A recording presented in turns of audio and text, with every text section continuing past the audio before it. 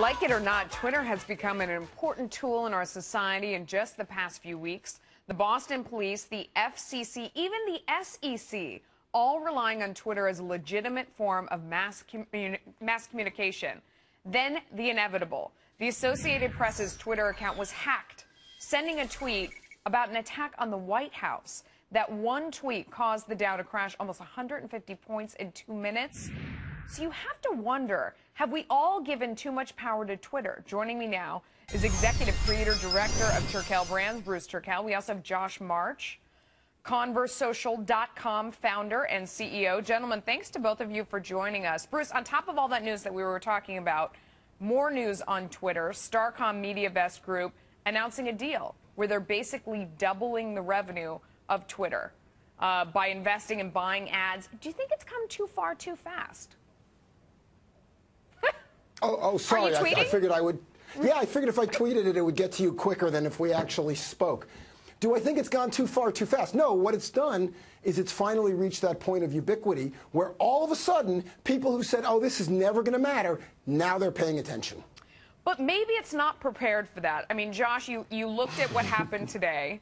It got hacked, and it caused people to lose money. It caused the Dow to move 144 points. Everybody stopped and looked, and you started to wonder, should we rely on this?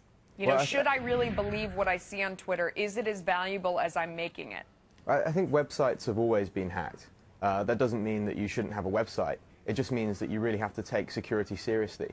I think what we've seen over the summer has been a spate of hacks into Twitter, and this is definitely the most serious. And I think it's making people wake up and realize that they can't just be sharing passwords around, emailing the password to their official corporate Twitter account that may have millions of followers. They really need to take security seriously, and that means both Twitter taking security seriously. There's a lot of experts calling for two-factor authentication. But Bruce, from the perspective of me out there trying to make money, what it meant to me was I shouldn't trust what I read on Twitter. And that's what Twitter needs, is for you to believe that the person who's tweeting is really the person they say they are and that it's really valuable information.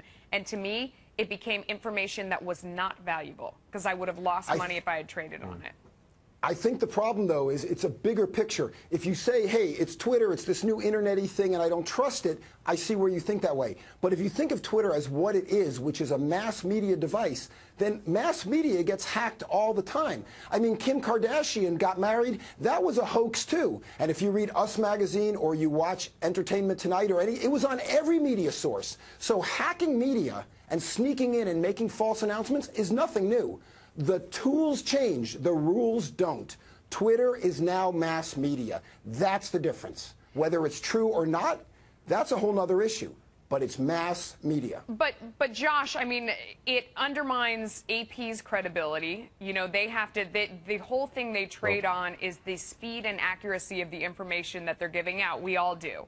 They trusted Twitter to disseminate information because of its speed, but now their reputation takes a hit as a result, because whether or not you blame AP for what happened, you don't trust the information you see because you go, well, you know, it could have been hacked. This may not really be the real story. That's damaging. It is damaging. The same kind of thing as if AP's website had been hacked. Yes. And I think there's responsibility here both on Twitter to try and improve their security practices, and also for organizations, especially big media organizations, to really take the security of their social media accounts very seriously.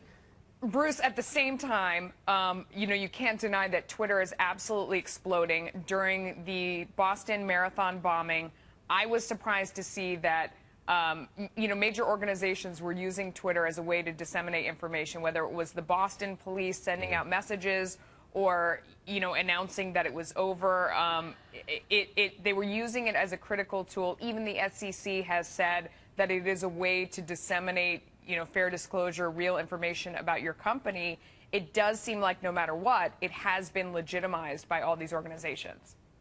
Yeah, it absolutely has. It is a way to get information out in real time.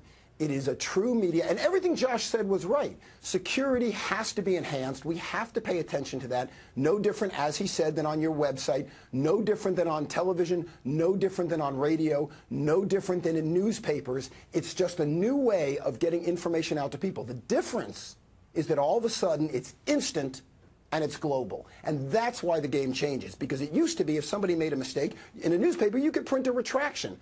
But nowadays, it's instant, and the message gets out to everybody and gets retweeted right away. So security becomes very important. But believing what you read on the internet, I mean, if people didn't believe it, then why would that guy keep sending you the email from Nigeria that he wants to give you 15 million bucks? People still fall for it. Yeah. So I'm telling you, it's the same thing, just expanded. And actually, I think it was literally the same thing. It was a phishing email that went out that caused people to log into a fake Twitter. All right. Gentlemen, thanks for coming on. We appreciate your time. Thank you. A lot of fun, and nice to meet you, Josh. Yes. Thank you. And Up you. next.